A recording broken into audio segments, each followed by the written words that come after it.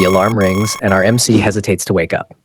But his drowsiness vanishes the moment he notices something disturbing. Blood-red writing sprawled all over the ceiling. As he stares in confusion, wondering who could have written such things and what they even mean, the writing suddenly fades, and the ceiling returns to normal. He rubs his eyes, thinking maybe he imagined it. Just a trick of the half-awake mind. A dream? A hallucination? No. The words were far too vivid, too real, to be a figment of his imagination. But before he can dwell on it further, something else hits him.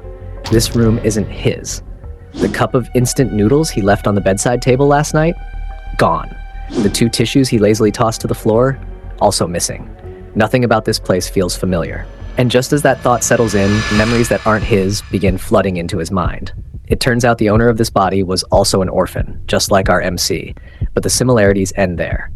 Unlike him, this guy was lucky enough to receive help from kind-hearted people and got into a top university. Still, he dropped out and started working as a real estate salesperson, living a modest, uneventful life. These memories confirm the truth. Our MC has reincarnated into another world, taking over someone else's body. But reincarnation aside, what was up with that blood writing on the ceiling? There's nothing in the original owner's memories that suggests anything this strange ever happened. Before he can process it all, a voice calls out to him. Standing at the bedroom doorway is a stunning, seductive woman who casually calls him honey and tells him breakfast is ready. Our MC is instantly thrown off, since when did the original owner get married? He looked way too young to have a wife. She walks over and sits on the bed, gently repeating that breakfast is ready. And just like that, our MC starts feeling like he hit the jackpot with this reincarnation. There's no way someone like him would have ended up with such a gorgeous, kind wife in his previous life. But then a new problem hits him. What is he supposed to call her? Wife? Miss? Sweetheart? Flustered, he decides to play it safe and call her by her name. It should be tucked away somewhere in the memories of the original body's owner. So he starts digging, searching through the memories for anything that could give him a clue. But what he finds chills him to the bone. Not only was there no wife, the original owner had never even been in a relationship. There's absolutely no memory of this woman. None. So who the hell is she? Gathering his courage, he asks the only question that makes sense. Who is she? But instead of answering, she responds with a question of her own. You can actually see me? Then, right before his eyes, she sheds her skin, revealing her true form. What stands before him now is no woman, but a hideous monster. And before he can move, scream, or even think, he reaches forward and bites deep into his neck, killing him instantly. He wakes up again. Same morning, same room, heart pounding like a drum. Terrified. Wait, why isn't he dead?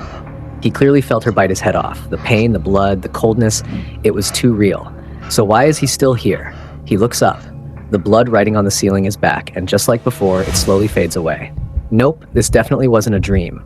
Not even close. Could the blood writing be a warning? A hint? Was it telling him to act like he couldn't see her? But wait. According to the original owner's memories, nothing like this ever happened. Just a normal guy living a normal life. No ghosts, no monsters, no mysterious sexy demon ladies pretending to be his wife. So that means he absolutely cannot let her know he can see her. Suddenly, the door creaks open again. She's back. Good morning, honey, she says sweetly. Breakfast is ready. Even though he's scared shitless, our MC decides to ignore her. Pretend she's not there. Maybe that's what the original owner did. Maybe that's how he survived. He keeps his head down, refusing to meet her eyes. She bends down to his eye level. Are you awake? She whispers. He doesn't move. She lies down right in front of him, face close, staring into his soul. His body is screaming in fear, but he holds it in. Don't look, don't blink, don't react. Then she sticks out her long, monstrous tongue and slowly drags it across his face. That was the last straw. He flinches. Her eyes widen. She grins. You can see me, can't you? Chomp. Darkness. He wakes up again. Same morning, same ceiling, same terror. What the actual hell is going on? Is this some kind of death reset? A time loop? A cursed save point? Whatever it is, he knows one thing. If he dies, he resets back here. That's his checkpoint. Last time he avoided eye contact, but still got caught. She needs to confirm if he can see her before attacking. So maybe, just maybe, he can fool her. This time, he grabs his phone and opens TikTok, holding the screen so close to his face that it nearly smashes his nose. She walks in. Morning, honey. Breakfast is ready. He ignores her, eyes glued to his screen. Scroll, scroll, scroll. She leans in. You're not nearsighted. Why are you holding your phone that close? Then she asks it again. Can you see me? He doesn't react. Keeps scrolling. Stays calm. Then, silence. Is she gone? He slowly starts to lower the phone. Then the next TikTok video plays. It's her, sitting on his bed, looking straight into the camera. Do I look good? His soul nearly leaves his body. He screams, throws the phone, and jumps out of bed. Too late. She appears behind him like a demon from a nightmare. She's already confirmed it. He can see her. She lunges. In desperation, he swings a punch, but she's too fast. She dodges, grabs his arm, chomp. She bites his hand clean off. He screams, blood gushing everywhere. She doesn't finish him right away this time. No, she's playing with her food now. But he knows what's coming next. She's going for the head. Over and over again. Even after dying 5 times on his 6th revival, the moment the lady appeared before him, he flinched. Just a little. But that was all it took. She realized he could see her, and like clockwork, she bit his head off again. On the 9th revival, he snapped, bolted straight for the front door in a desperate attempt to escape. He didn't even care about playing dumb anymore. But just like always, she noticed. Chomp, dead again. Running didn't work. Playing along didn't work. Pretending not to see her? That only bought him seconds. After dying 13 times, he woke up again. This time not with fear, but with despair. He didn't even want to try anymore. He just wanted it to end, for good. But no matter how many times she killed him, he always came back. Same bed, same cursed morning, same nightmare. But there was one upside to all this madness. Each time he died, he recovered more fragments of the original body's memories. Little by little, he began to understand the world he'd been dropped into. This was a world crawling with twisted supernatural phenomena. Urban legends that weren't just stories, they were real. And that woman? No doubt in his mind now, she was one of them. A trickster, a parasite in human skin. On the 18th revival, he snapped again. But this time, not out of fear.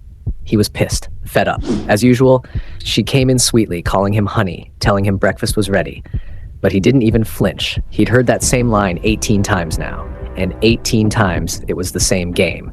She never laid a finger on him unless she was sure he could see her. So this time, he just got out of bed. Calm. Unbothered. He walked straight past her and headed for the door. She moved fast, blocking his path, locking eyes with him. "Can you see me?" she asked. But he didn't stop, didn't react.